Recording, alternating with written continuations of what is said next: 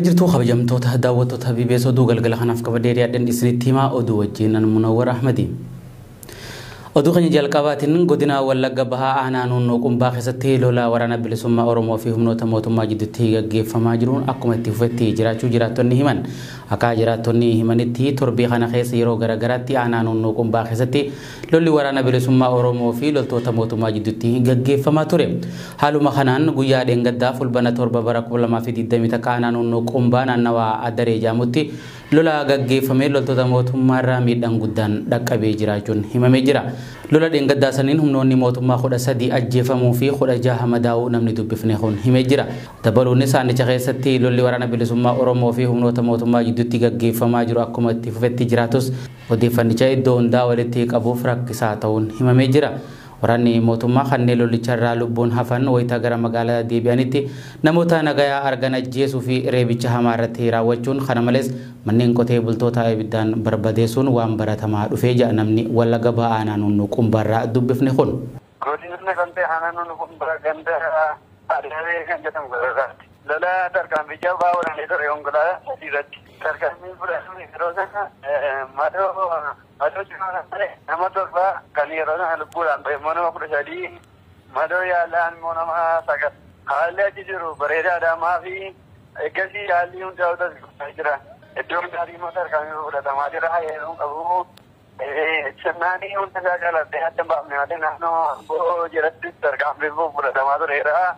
Adeelaa itti bafuuf fudhatamee jira jechuudha. Haala hamma jiru kanaan yeroo gabaabduu gidduutti xumura garbummaa kana ofirraa dhaguu barbaadaa jira jechuudha. Xumuratti godhee raawwachuuf qophiirra jira jechuudha hundumaa. Oduu keenyatti aanuun godina Baalee aanaa Agaarfaa Odaa Nageellee keessatti gargaarsa raayyaa ittisa biyyaatiif jechuun uummata rakkoo keessa jiru diraraa jiraachuu jiraattonni himan. Akka jiraatan aanichaa tokko BBS'tti himetti aanaa Agaarfaa Odaa Nageellee fi Heebanoo Weeraa keessatti deeggarsa raayyaa ittisa biyyaatiif jechuun uummata rakkoo beelaaf saaxilamaa jiru dirqamaan maallaqaa kafalchiisaa jiraachuun himamee jira. Akka maddii keenya kun himutti gargaarsa raayyaa ittisa biyyaatiif nama tokkotti birrii 500 dirqamaan kafalchiisu hin qabu yookaan hin kafalu yoo jettee ati shanidha jechuun reebichaa fi doorsisaa sirratti raawwatanii jee. Kanumaan wal qabatee leenjii bu'uuraa maqaa gaachana sirnaa jiruun mootummaan naannoo Oromiyaa torbee lama dura labsee ture ilaalchisee akka aanaa Agaarfaatti manguddootaa fi qeerroowwan rakkisaa jiraachuu himee jira. Sababa kanaaf dargaggoonni aanichaa baay'een leenjicha dheessuun bosonatti baqachaa jiraachuu kan himee jiraatan aanaa Agaarfaa kun dabballoonni fi milishoonni aanichaa bosona keessatti dargaggoonni akka qabamanii raayyaa ittisa biyyatti dabalamaniif hojjechaa jiraachuu ibsan. Manguddoonnis gochaa mootummaan hojjechaa jiru jalaa dheessuun kanneen qe'ee gadhiisanii baqatanis akka jiran himee jira.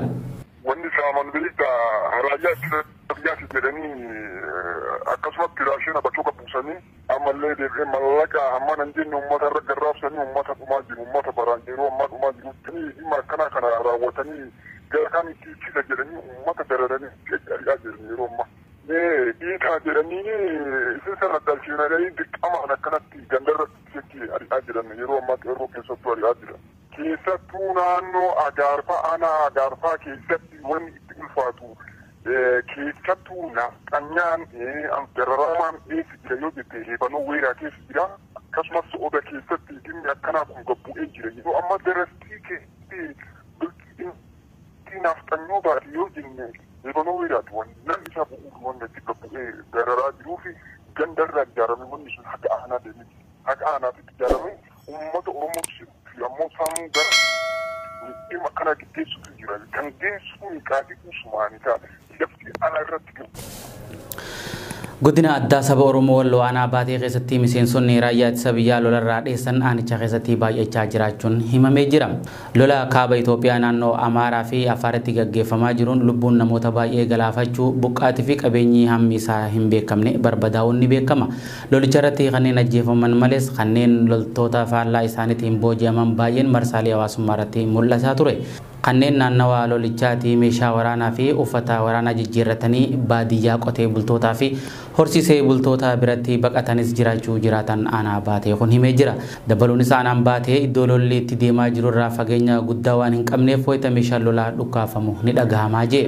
Keessa fuulula kaaba walloo naannawaa warra Baabboo Marsaa Haiqii fi gara Affaaniin ammoo naannawaa Cifraa Jaamutti gaggeeffamaa jiru aanaa baatee keessatti akka gaariitti dhagahamaa jira jaa. Gama biraatiin humni addaa naannoo Affaar meeshaa lolaa gurguddaa loltoota Tigraay irraa argachuun aanaa baateetti lola banuuf qophaa'aa jiraachuu odeessa Affaar keessaa argachuu hime.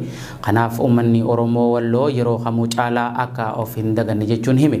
Kun kanaan osoo jiru walloo magaalaa baatee keessatti manneen jiraattotaa baay'een bulchitoota magaalattiitiin diigamaa jiraachuullee dubbate namni kun.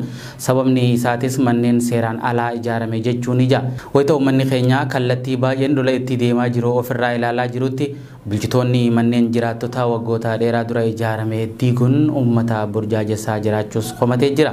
Wallahi waa hedduutu jira maalaati karaa seeraan ala jedhanii kan jira.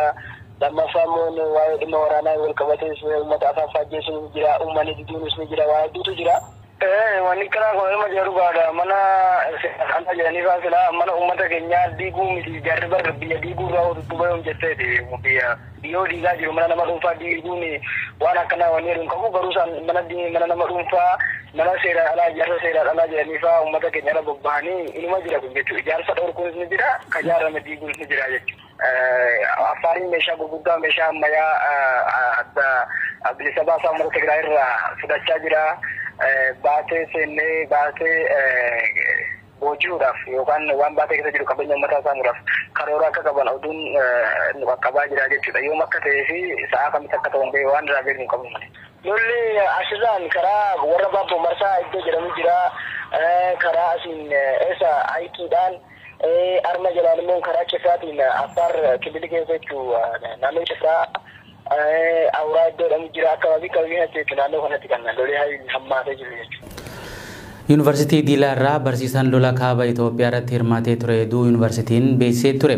Yuunivarsiitiin Diilaa ibsaa gaddaa guyyaa kaleessaa fuula feesbuukii isaa irratti maxxanseen barsiisaa Geetaachoo Misgaanaa raayyaa ittisa biyyaatiif hamilee kennuu fi dirqama biyyummaa baachuuf adda waraanatti osoo hirmaachaa jiru du'uu himee jira.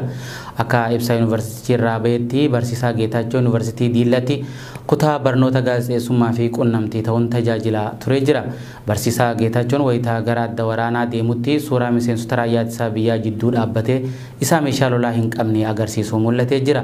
Yuunivarsiitichi du'a barsiisaa Geetaachoof gaddatti dhagahame ibsee namoonni maatii isaatiif gargaarsa akka taasisanillee gaafate. Lola kaaba Itoophiyaa naannoo Amaaraatti deemsifamaa jiruun ogeeyyoonni ogummaa isaaniitiin hawaasa tajaajilaa turan barsiisonni, doktoroonni fi artistoonni raayyaa ittisa biyyaa jajjabeessuuf garasitti ergaman lubbuun dabraa jiraachuun ni beekama. Dhaabbanni mootummoota gamtoomanii kora guyyaa kaleessaa gaggeessan lolli Itoophiyaa keessatti deemaa jiru dhaabbatee mariin akka eegalu gaafate. Koricha irratti manguddoonni hooggantoota addunyaa Elders jedhaman waraana Itoophiyaa keessatti deemaa jiru dhaabsisuun dararaa lammiilee irra gahuu dhaabuuf filannoo jijjiirraa hin qabne jedhan. Dabalataa Arif Ahmed qindeeffate. Kora guyyaa kaleessaa fulbaana 8 bara 2020 takka manni marii United Nation geggeessaa oole irratti manguddoonni hooggantoota addunyaa Elders jedhaman Itoophiyaatti waraanni dhaabbatee mariin akka eegalu gaafatanii jiran. Qorri gareen walabaa manguddoota hooggantoota addunyaa irratti dhukaasni akka dhaabbatuu fi mariin karaa nagayaatiin akka godhamuuf gaafatan kunis qora nageenyaa fi nagaa addunyaalessaa buusuuf manni marii United Nation godhe irratti ture. Qora kana irrattis manni marichaa haala gahaa taheen rakkoolee walxaxoota furuuf tarkaanfilee barbaachisoo tahan akka fudhatuu fi rakkoolee nageenyaa addunyaa yaaddessaa jiran keessaa waraana naannoo Tigraay, dhimma Afgaanistaan, Maayinaamarii fi Palestaayin faanis dhimma ijoo turan. Walitti qabduun garee kana pirezidaantiin duraanii Ayirlaandii fi United Nationitti koomishinariin mirgoota namoomaa Meerii Roobinsan waraana kana dhaabsisuun gidiraa dhaabuuf filannoo jijjiirraa hin qabne akka tahee fi waraanni hammaachuurraan kan ka'e eegumsa dubartootaa fi daa'immaniifis dursii kennamuu fi akka qabus himaniiti jiru. Dabaluunis sababa waraanaatiin Tigraay keessatti mirgi namoomaa lammiilee sarbamaa jiraachuu fi dhimmi wabii nyaataa rakkoo ulfaataa tahuu mana marichaatiif kana dura ibsamee ture. Kana malees gudeeddaa fi beelli akka akka meeshaa waraanatti fayyadamamaa jiraachuu fi dhugaa lafarra jirtu baruuf ammoo Tigraay dabalatee Itoophiyaatti daawwannaan akka taasifamuu fi furmaanni siyaasaa saffisaan akka kennamuuf himamee ture jechuun dubbatanii jiru. Gama biraatiin United Nationitti bakka buutuun Ameerikaa Ambaasaadder Linda Thomas Greenfield marii gareen kun dhimma Itoophiyaa irratti godhaa jiru ni deeggarra kan jedhan yeroo ta'u pirezidaantiin Naayijeeriyaa duraanii Olusegun Obasanjo gaanfa Afrikaatti bakka bu'aa olaanaa gamtaa Afrikaa tahanii muudamuun tarkaanfii gaariidha jechuun jajjabeessaniiti jiru. Ji'oota kurnan dabran irraa kaasee waraanni humnoota TPLF fi mootummaa federaalaa jidduutti deemaa jiru gara naannolee Affaarii fi Amaaratti babal'achuun buqqa'iinsa lammiilee cinaa miliyoonaatiif sababa ta'uun ni yaadatama.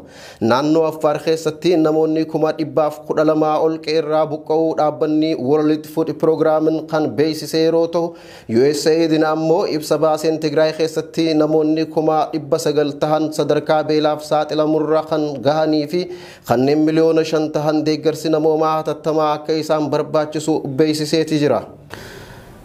Jarmayaan biyyoota Afrikaa lixaarraa ijaarame ECOWAS Giinii of keessaa baasuu beeksisee jira.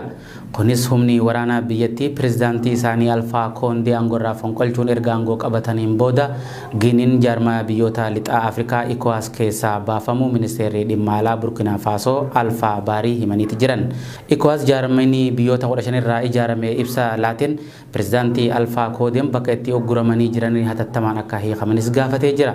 Humni waraanaa pirezidaantichaa ogguranii jiran pirezidaantii Alfaa Koondeen bakka jiranitti nageenyi isaanii eegamaa ta'uu himanis garuu eessa akka jiran ifa hin goone.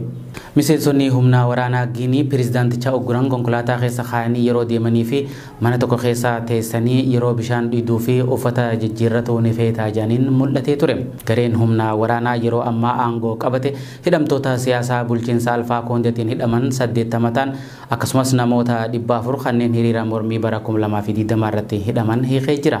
Namoonni yeroo ammaa hidharraa hiikaman kanneen filannoo biyyaalessaa marsaa sadaffaa dorgomuu pirezidaantii Alfaa Koondee mormuun bara 2020 keessa hiriira gaggeessan ta'uunis gabaafamee jira.